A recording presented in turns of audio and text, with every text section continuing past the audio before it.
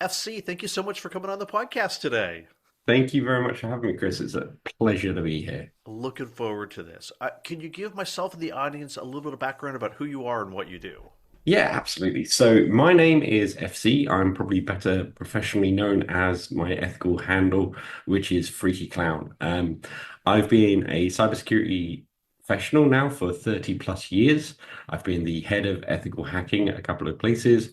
I've been the head pen tester at a couple of places, head of physical security at a couple of places.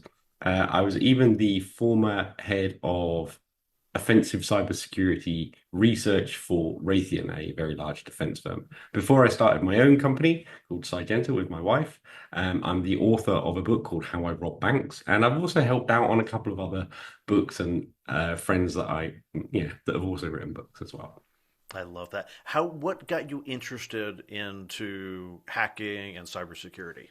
I kind of predate a lot of this, right? So I'm a lot older than I look.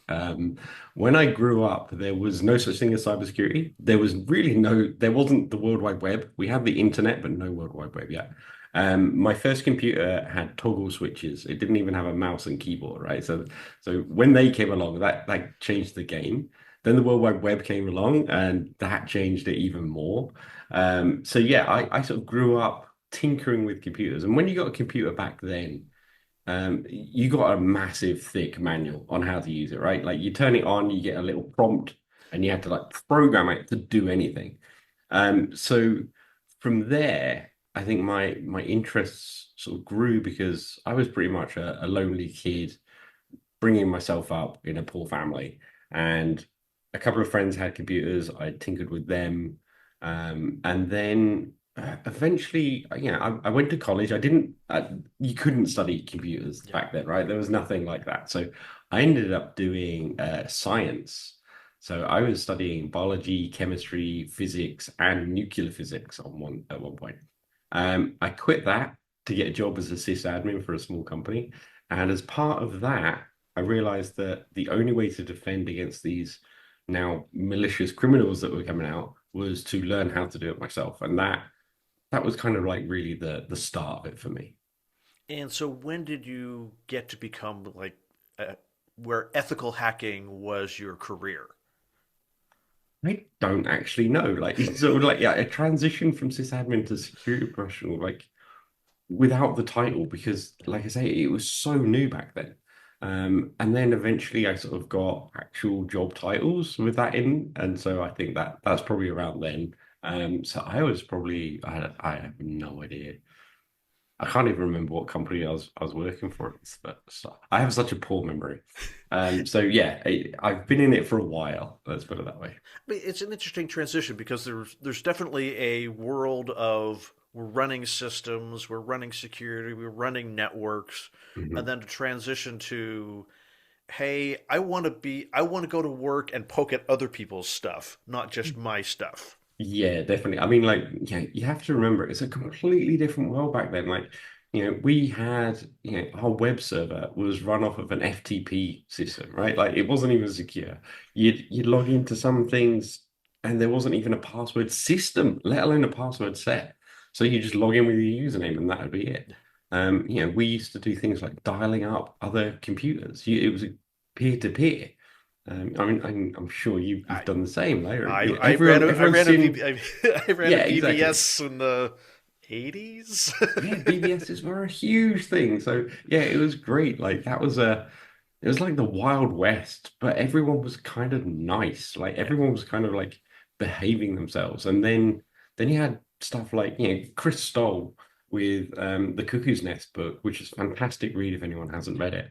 Sort of tracing down like the first types of hacks that were happening. I think that was a huge transitional period for a lot of people, like where they realized like, oh, there are malicious people out there, and now they're starting to use computers, and now they're starting to do things that we weren't expecting. So we have to start to defend against them.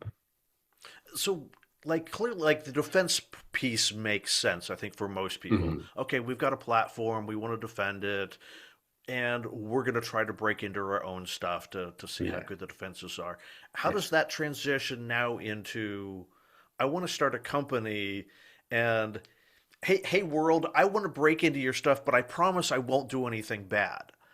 I actually don't know how that happened, I think right? it's, Like, it's because it's kind of a weird pitch to make. Like I think if you look at it now, oh, pen it testing, is. okay, everybody kind of thinks that as a reasonable thing to do if you have something that Yeah, has a public internet surface. But 20 years ago, yeah, inviting people to try to break in. yeah. Or I'm not I inviting people to think. break it. Like, I offer a service where I try to break into your stuff, and I promise I won't do anything bad. Yeah, I think how it really happened, right? At least from my perspective, how this worked, right, was we had a web server that was run on a VPS, right? Like, but in those days, it was a physical box that you went and put in a data center somewhere, Yep. right? And so when you have that, there's a lot of money involved in that. And so what you do is you piece that web server up into other web servers, right? And you Yep. offer that as a service, right? So I remember one of the first companies I worked for, there were like 5 or 6 different websites, different companies on one server. And when you have someone who knows about security testing your product, it's very easy to offer it to everyone else on there, right? Because what you realize very quickly is it doesn't matter how good your security is, if someone else's security is bad, they get onto the same server. And once they're on the server, then they can get it to you anyway. So offering it to our other clients at the time made sense. And I think some of those companies, they matured, they grew up, they got bigger, they had their own stuff. And then they realized actually we need someone external to come and look at our security because they're trying to run a company, a clothing shop or a DVD Yeah. shop or whatever, then they need someone with experience to do that. And then it's very, I mean, back then there was like hacker groups like London 2600. I was very involved in that. Um, so you have these collectives of computer security nerds that are talking to each other, and they're all getting jobs in higher places. And so if word quickly spreads, I think is where that happened, and then it's a really obvious thing. It's like, why should I become a security expert when I can get someone that knows how to run Yeah. systems and then get a security expert in? And validation from externals is always a way easier a sell to the board than it is doing internally. Yeah. And from a practical perspective, if you built the security, you don't know where your Yeah, vulnerabilities yeah, are because exactly. you have Yeah, blind spots, you have biases. I built this, yeah, of course it's secure. There's nothing wrong with it. yeah, And someone comes in and like, oh, well, just turn it to the left and it works. yeah, exactly. I mean, my book is full of those sorts of stories where people that have installed the security systems don't understand them enough in the bigger picture, even that it's very easy to bypass them. I'm very lucky that I have broken into many weird and wonderful places, including a couple of castles. Now, when you're talking like a castle that was built in like the 1000s, then they weren't thinking the same way I think about how to get into these places. So it's a fascinating world. It really is. Yeah. And so with the ethical hacking and trying to, break into other people's stuff, what are some of the more interesting things that you've been able to access unexpectedly to your clients? Ooh, right. So yeah, I have to be careful because obviously we have to think about secret stuff that we've done. Um, But there's all sorts of really random things that we've come across. I remember once in a pen test, there was a very awkward situation where we we discovered a secret web server running on some client software, on their stack, and we looked at it and we're like, "Ooh, this is a bit racy." So we called the board in and we had this conversation, and they're like, "Oh, I think we know what this might be. Let's call in our tech guy." So their sysadmin comes in, and he deadpan. He comes in and he's like, "So what's the issue?" And we're like, "Well, we found this hidden web server. Do you know anything about it?" It's like, "Oh, yes, that's my wife's site." And we all just sort of blankly looked at him like, "You what now?" And he's like, "Yeah, if anyone's interested in anything else, any other content, just let me know."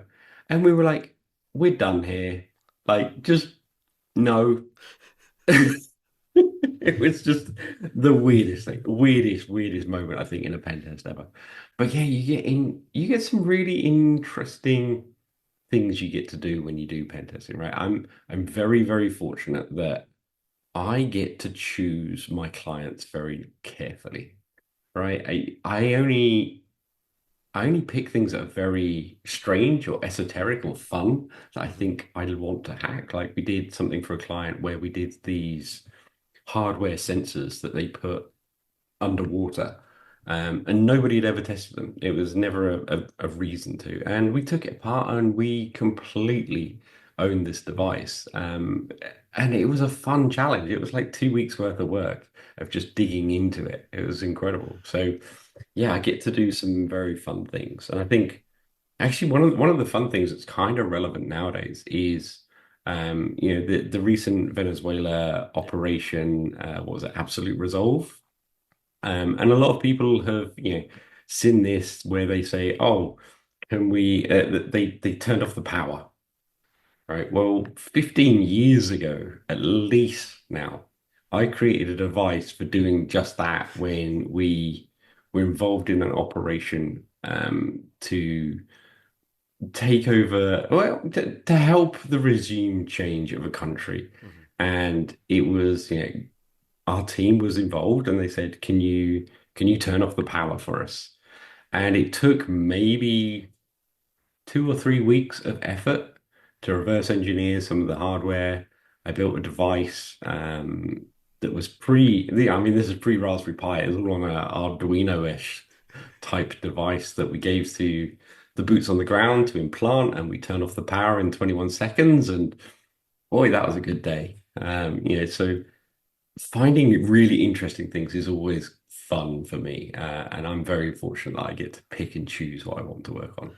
I mean, that's got to be fun. Of like, we don't have access to the physical, the real target. We have. Yeah. Do you create a fake environment? No, so we were able to, from our intelligence on the ground, we were able to find out what they used. In a similar way to the uranium enrichment plants that got Yeah. taken over, right? There just happened to be some promotional video that showed some hardware. We figured out what the hardware was.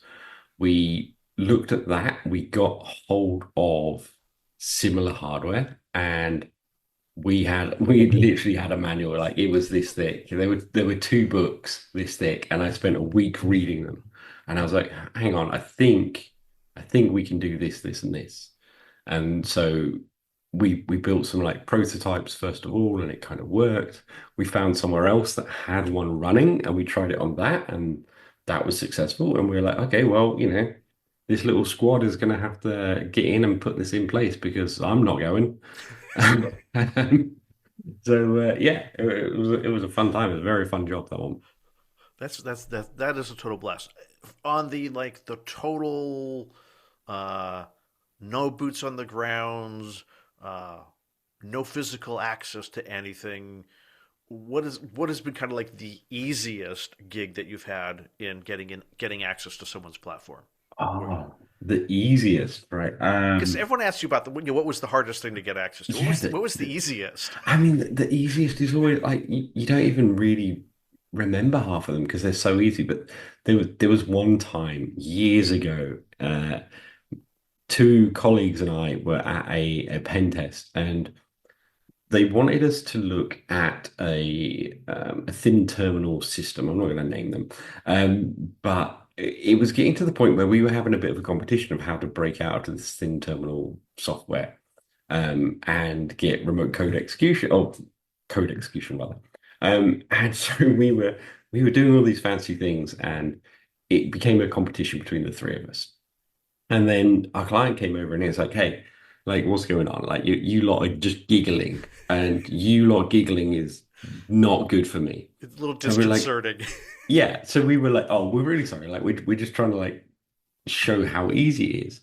And my friend turned around and he's like, "It's so easy to break out of this. Like, you could literally just mash the keyboard." And he turned around and he just slammed the keyboard, and it did actually break it out. And we were like, No, what did you press? So we spent the next 2 hours trying to figure out what keys combination he pressed to do the breakout. It was hilarious.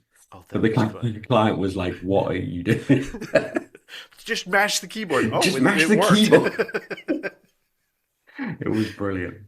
So is there like two or three things that clients kind of consistently forget about, Oh or yeah, where yeah. there's like, hey, we've done lots of work protecting our web server, Oh whatever, or these yeah. interfaces and these platforms.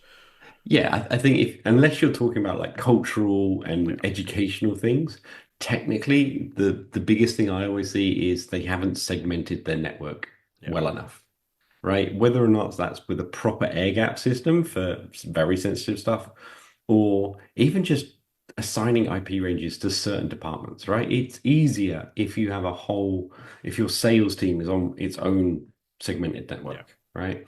And then you poke holes through to where they need to go. That's a massive one I see. Like you go into some places and it's just I remember once we went into this bank and we were scanning internally. They said they had a flat network, but it was segmented. And we're like, flat but segmented? What do you mean? And they're like, oh, just different countries. They're like, the different countries are segmented. And we're like, well, obviously, because they'll be on a different ISP. And they're like, oh no, we have interconnectors between the countries so that we can talk to each other. And so my colleague is scanning through some stuff, and suddenly the client rushes over. He's like, Brazil's just gone offline. And we're like, what? And they're like, oh, it's saturated the line. And we're like, we're only like port scanning. How have we saturated the line? They're like, oh, it's only like an ISDN line or Oh my something. And goodness. we're like, maybe don't. So yeah, like really foundational things I find most hilarious with companies because they spend billions, across the whole industry on cybersecurity, the new flashy blinky box that does something, the new software that they never configure. And there's these foundational things that you think, what on earth are you doing? I I remember one bank. This was decades ago. And we used to go in there every year for annual pen test. And every year the top of the report would say the biggest issue you have is you've not used an RFC 1918 compliant address, right? So for those people yeah. that are not technical, that's just a standard of like these are not internet facing addresses, right? So Yeah. no one can route to them. Um, and basically, they had picked an IP range from the internet and just used that for their entire bank internal network structure. Um, and I looked it up using what is my IP? Because why wouldn't I, right? So I remember doing that. And it turned out it was a Department of Defense Oh IP no. range. I've And seen that. I was like, what? Like, if anything leaks out, if you misconfigure something and you suddenly start hammering your internal servers and you're hitting their servers, you're going to get a knock on the door. So every year for like 5 years, I went in and said, you have to change this. They never did. Oh, So they so got fired as a client. It was like, ah, if you're not listening to me, so weird. I yeah. remember I was working at a company and we had been bought out by another company, and so Mhm. you gotta. I was not in IT at the time, or was I was kind of IT adjacent. Um, and you try to connect the networks because some other people in our office, and Ah, after they've been up and running for a while, everything was cool. And then one day, everything would just grind to a halt at like 4 o'clock, and we're like, no one could. The salespeople couldn't get on the sales mainframe. The internet would just, and then about half an hour, 45 minutes later, hour later, everything was perfectly fine again. And it just kept happening day after day after day. And we're like, this is just too regular. There's something. And so we okay. kind of figured out like, well, something is saturating the internet connection. I'm like, Yeah. what? Okay, what's going on? Because it hasn't happened before. We do all sorts of tests and we can't make it happen. But like something is causing this to happen. And so me and the IT guy, we're just going to stand and stare at the room big, war room tile Yeah. seating at 4 o'clock, and we see this guy get up and go home, and we go running over to his computer and just unplug it. And as soon as we unplug his computer, the network's perfectly fine.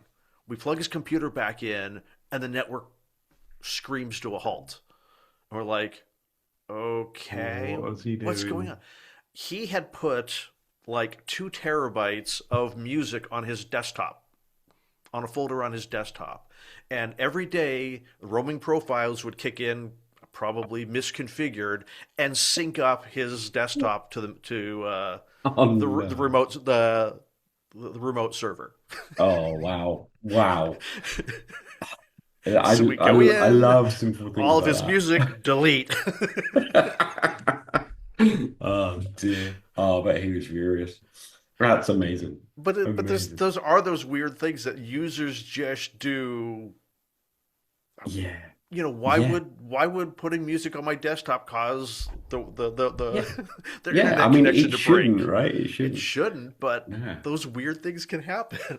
Yeah. I remember going into a pen test once for a government site, and we turned up and we're like, okay, we need to plug into the network. Like, where are we plugging in? And they're like, we don't know. We literally have no idea what you're on about. So we poke around and we find this like dusty old cupboard, and we find a network switch in there. Like, not even like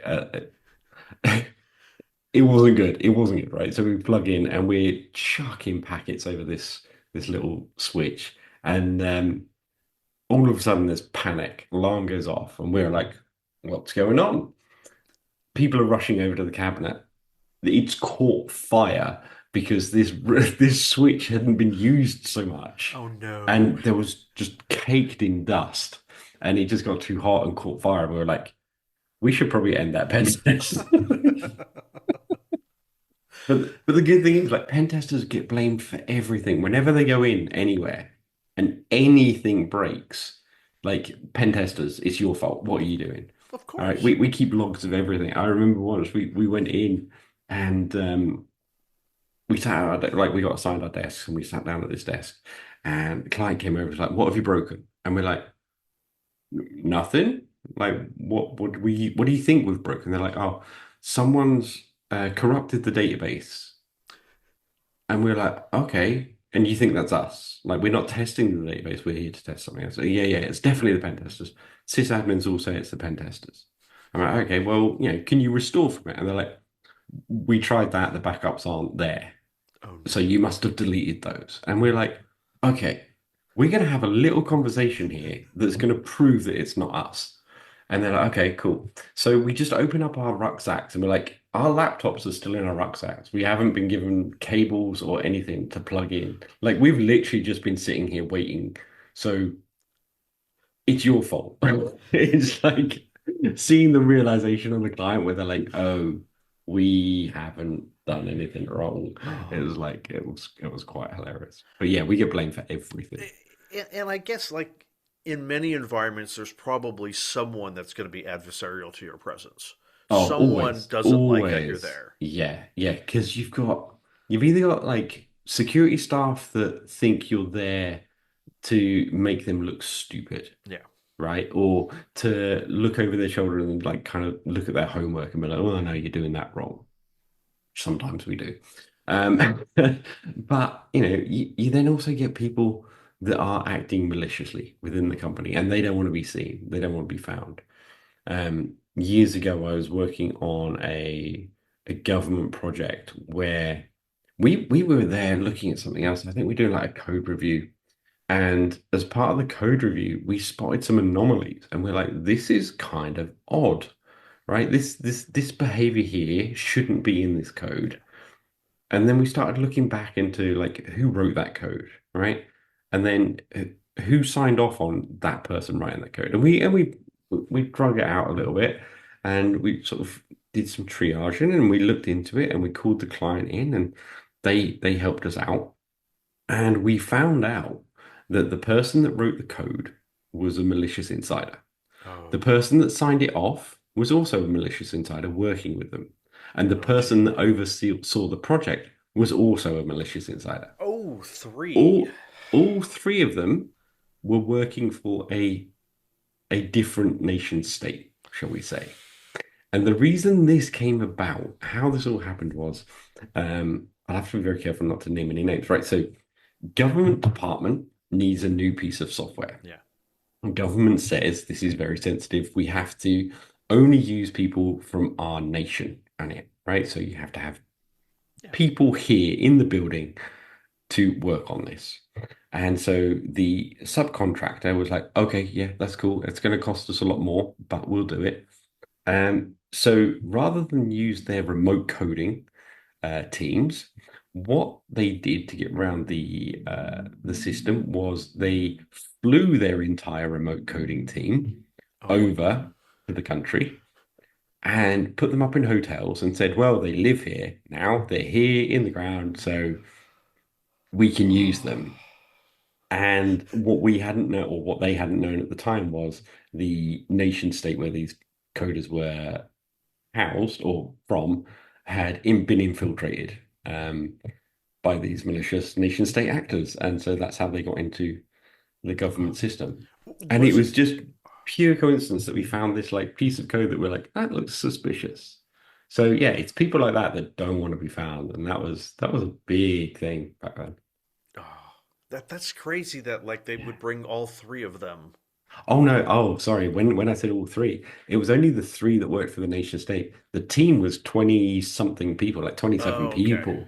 But So still, yeah, that like you brought it wasn't that you brought one threat actor into the yeah. building, Yeah, quote because unquote. they knew what they were doing, right? Because they knew that they'd have one good coder that would slip in some backdoor stuff and then have someone to sign it off. So they very carefully positioned those people in those positions Wow, so that when they did come over, they were able to do that. So that's absolutely scary. yeah, it really is. Like, and it shows the level, of nation state threats, right? Like that's where I used to work it, right? And some of that stuff is it would blow a lot of people's minds if you knew some of the stuff we did. And it's like, okay, that's kind of cool. I can never ever talk about it, but damn, that's cool. Okay, so there's one question I have to ask you about like when you're doing your physical pen testing and technical pen Mhm. testing, the people often talk about there's that machine in the closet that everyone says don't touch Yeah. because if you touch it, like everything's gonna break. Yeah. Is that I have in my experience that has been the case, but I don't have the experience that you have. Is that the case that there are lots of those machines in the closets that don't get updated, that people are told, whatever you do, don't touch this Oh, because if someone yeah. touches this, everything breaks? Yeah, there's two sides to this, right? And there's from my side, there's the fun side, which is implanting devices like that, because that's a good fun thing to do. And then there's the other side, which I think a lot of people don't appreciate, right? So you see the blanket statement is like, just make sure everything's updated, right? Yeah, Well, that doesn't work in every situation, right? And this shows the difference between someone who thinks they know what they're doing and someone with experience, right? yeah, So I'll give you an example of this. So you go into a medical system, right? Some hospital, and they've got $1 million MRI machine, right? That runs on Windows XP. yeah, And you're like, what the hell are you doing? I upgrade this. Well, they can't because the manufacturer of that MRI machine no longer exists, yeah. right? The software that it runs has to run on Windows XP. It cannot run on anything else. So they are stuck with that operating system. They cannot update it. And then you get people like, well, okay, well, just buy another one. Well, now that machine costs 10 million. Yeah. So what is the hospital to do? Do they spend 10 million for the latest machine that runs on Windows 11, right? Or do they just keep that $1 million machine that works perfectly fine and they segment it off from their network and it's all protected with Yeah. other means? That's still just as good as updating it, right? If no one can get to it, then it's fine. So seeing these people that sort of blanket statement like, "Oh, just update everything," well, it's not always that easy, right? So there are legitimately machines that have to stay in the corner collecting dust and do not turn it off, do not update it because it needs to run and it's life critical in some cases. Sometimes you get like a stupid. I remember once we went into this place and it was running an AS400. Ooh. Now, for anyone that doesn't know that, that's a very old computer, and I love I would love to one day run a CTF where everything is just on an AS400 and just watch all of the script kiddies and all the kids that are running AI go, how do I log in? Like, What's that? just like give them the login credentials and be like, now do something. So it is a really old bit of kit, and we went in and they were like, they just gave us the manuals, and we were like, they don't know how to run it. We just have to like try and work out how to do it. But on the other side, as I was saying, like the flip side is you get to implant hardware and put stuff like that in. So I remember once breaking into a building and I broke in and I stole a telephone, like one of these new VoIP Yeah. phones, right? A desk phone. And I took it back to my hotel. I've got pictures of this. I talk about it a lot. And inside, during my hotel, I don't have a lot of hobbies, right? I'm a bit of a geek in the nerd. So I took this back to my hotel. I took it apart, figured out how it worked, and I put in a it was a Raspberry Pi 1. That's how long ago this was. Like it was the first one that ever came out. And we used that and I put that into the phone. Then I broke back in the next day and put the phone back where it was. And it still worked as a VoIP phone, still everything functioned properly. But I'd soldered this Raspberry Pi to, Vampire Tap the power, Vampire Tap the network, and it had a wireless access point, so I could sit in the car park, Wi-Fi into the Raspberry Oh my Pi, goodness. and then it's directly onto the network. And then anyone scanning it would just see the VoIP phone. They wouldn't see the Raspberry Pi because of the way it is bridged. So it doing stuff like that is fun because building hardware for a specific use case is always it's a challenge, but it's always super effective. Yeah. Interesting. So on the human side now, the social Hmm. engineering aspect of all of this, do Yeah. you have much experience doing that? Because there's a certain amount of, if I'm trying to get people to give up usernames and passwords, you've got Mhm. to get them to do that. What's kind of your experience on the social engineering side? So social engineering is very interesting, right? So, and this is more of my wife's subject matter, right? She's the expert on doing this, but I use social engineering a little bit in my physical assessments, right? Hmm. Because I'm trying to get people to open doors that they shouldn't, or show me things that they shouldn't, or give up things that they shouldn't. So there is a little bit, but what I've found most effective in the last 30 years of doing this, right, is avoiding people, right? I don't like people. Because I hate socializing. I hate talking to people. So I will do everything I can to not interact with people when I'm doing a physical assessment. One of my classic things of trying to get through a door, for example, if it's shut and I don't have an access card, is I'll wait until someone's coming towards it and I'll do what's known as tailgating, which is I wait for them to open the door and then I follow them Yeah. through. But that comes with some problems because if you do that, they might turn around and ask you who you are, Yeah. right? It's rare, but it does happen. So what I've discovered is um, they also might consider like, why haven't you used your badge to open the door, right? So what I tend to have is a drink in one hand, so I'll have some sort of coffee mug or something like this in one hand, and in the other hand I'll have a chocolate bar, right? Now I can still speak, right? So they might still turn around and be like, who are you? What are you doing? So what I like to do is, as I'm approaching the door, is put the chocolate bar in my mouth. Right now, I've only got one hand free for holding the door open, but I can't swipe a badge because I've got this in this hand, and I can't talk to them because I've got chocolate bar in the other, and they can see that. So generally, how this happens is they walk up, they kind of look at me, they open the door, I sort of do some nodding with my head and raising my eyebrows and hold the door open for them, and then they let me through. So it's like physical stuff like that that is probably not classified as social engineering, but the odd nod of a head and stuff like that is very effective. I think that absolutely is social engineering. Yeah, You yeah, realize that like most people want to be helpful, very much and so. you've taken away the suspicion of you've addressed the issue of why you're tailgating Yeah, because yeah, you've without ever actually having to explain all this to them. exactly. It's like physical comedy in some way. Like another great way of disarming people is, and this works incredibly well in the rain, right? So if you want to tailgate some people in, say through like the smoking area, or you're in a building, and you need to get through some doors. So what I'll often do when I get into any building, right? The first thing I do is I go to the highest floor I can, right? I try and work my way down, right? And there's a psychological aspect to that, which is people people will just unbiasedly know that the higher up people are, the higher they are in the building, right? Yeah. The C-suite sits on the top floor, not on the bottom floor, right? And the lower minions sit on the lower floor. So people know that psychologically.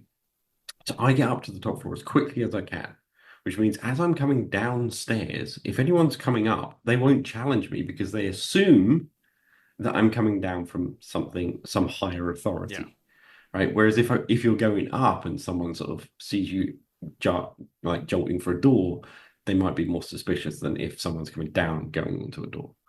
So Is that's one aspect. is it also a little bit of if you're coming downstairs, it's the mentality is you're leaving. Yes, exactly. You're not someone who's come into the building, you're someone who's exiting the building. And it's perfectly okay for people you don't know to exit the building, but Exactly. it's But not it okay is for people you don't know to enter the building. Yeah. So again, that's a bit more social engineering without Yeah. even really calling it that. Another thing I like to do is when I do get to that top floor is I dress appropriately to the target, right? So if they're all wearing $1,000 suits, I wear $1,000 suit, right? If they're wearing scruffy casual wear, I wear scruffy casual wear. So it's dependent on where my target is. But generally it's in a suit, right? And what I'll do is I'll get to the top floor and I'll stash the suit in a bathroom. So I like the what have they got? The jacket. Yeah. I'll take that off, stuff that into a bathroom stall, and leave. Right now I'm just wearing a shirt, maybe a tie. Right, that indicates to everyone that my jacket is somewhere on a chair. Right, That's that means I've absolutely social been engineering. exactly right. And this works even better if you're trying to get into a building and it's raining, right? Take your jacket off, leave it in the car, leave it behind a bush, whatever, right? Run through the rain, get completely drenched, and then run for a door and be like, I've left my jacket inside. I just ran to the car and now I can't get back inside because my pass is upstairs. No one's breaking into a building looking like that. Yeah. You sympathize with that person. You go, okay, he's an idiot. He's left his jacket inside because who wouldn't, right? Unless you work there, you wouldn't be doing that. So people can be manipulated very easily with stuff like that. It's all the cognitive biases that we have from the patterns of what everyday Exactly. life looks like. Yeah. It's Yeah. the same reason why if you see someone walking around with a clipboard, there's this implicit like, oh, there's, and I don't recognize them. Well, they must be an Yeah. inspector, a utility person, a maintenance person that I just don't know. Yeah. I mean, I've never had to use a clipboard because some of the places I break into, I've never had to wear a high-vis jacket because if you break into an investment bank wearing a high-vis jacket, you'll get kicked out. Yeah. I remember once getting yelled at for not wearing a tie in an office that I didn't work in. I broke into this building. It was an investment bank, and they said to me like right at the very beginning, they're like, "Look, you can go anywhere you want, just stay off the investment floor. The traders, they're very interesting." That was all they said was they're just interesting. It's like, all right, fine. So I do all of the tasks that I'm given, and I'm like, I want to see this investment floor. So I go through this door, and almost immediately, this big fat dude, like you can imagine investment banker, right? Like this big fat dude at this little desk starts yelling at me, right? I'm not going to repeat it because it's a bit sweary. And she's like, "What the are you doing?" And I'm like, "Holy shit! This is like the fastest I've ever been caught. Like, what the hell is going on?" I was taken aback, and he's like, "Coming here without a in tie on," and he opens his drawer, and he's got like 20 silk ties in this drawer, all rolled up, and he just grabs one and throws it at me, and he's like, "Put that on before I get in trouble over you not having a proper dress code." It's like, okay, cool. He didn't care who I was or what I was doing. He just cared that I wasn't wearing this necktie. It was bizarre. I again, I think that's social engineering again. Yeah. Like it shows the cognitive biases that he's so concerned about. Yeah, It's not an issue of whether you belong there or not, but you're yeah, not dressed properly for the environment. exactly. Yeah. And once we've solved that problem, it doesn't matter who you are anymore. Yeah. And it does work the other way, right? So I said earlier that I dress appropriately to the target, right? And I remember this one time a bank came to us and said, like, can you break into our headquarters? And I was like, yeah, cool. This is going to be super simple. And I did a bit of reconnaissance on the building, and I was like, okay, right, this is going to be easy. I went into their reception and kind of figured out the lay of the land of that. Came back, I think it was like a Friday. Yeah, it must have been a Friday. I came back on the Friday. It was like early in the morning, and I rock up. I'm in like this nice suit because everyone's wearing nice suits. And I hide myself just off to the side, like to the right of this reception area. And I'm waiting for my moment where the security guard is going to do his little patrol, and then I can jump over this little glass barrier and I'm in. So I'm waiting for this. And then all of a sudden, I see a dinosaur walk across the reception, followed by like Jack Sparrow. And I'm like, what the frig is going on? And then I clock the receptionist is dressed like a cat. So she's got like little cat ears and a little whiskers drawn on.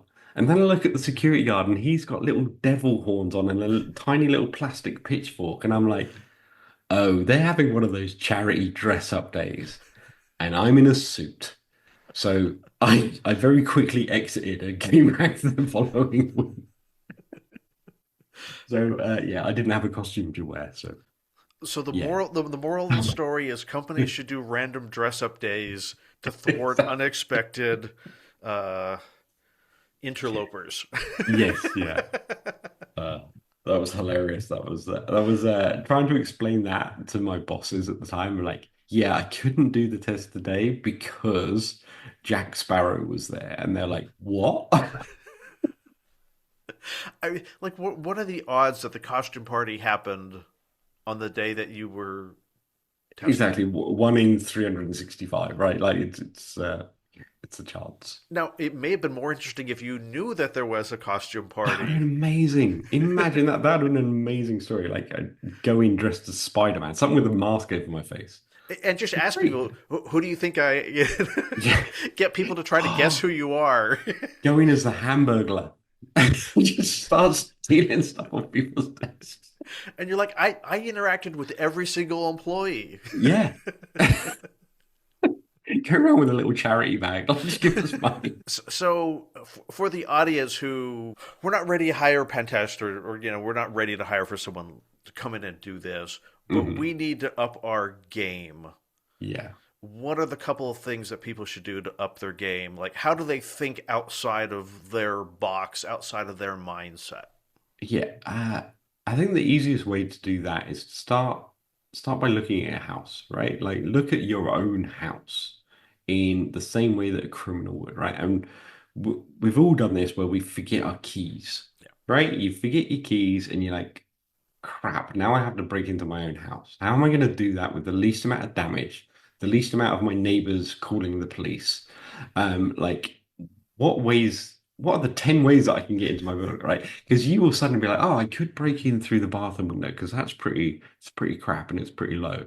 Or I could like jump over the back wall and then get in through the back door. Yeah. Like, and maybe, oh, I remember that like actually the cellar door that I've got is a bit weak. It's like got rotten frames. I could just probably rip the door off. Like, and suddenly you're like 5 or 6 ways into your house deep, and you're just like, my God, my house is literally just open to any criminal that wants to come past.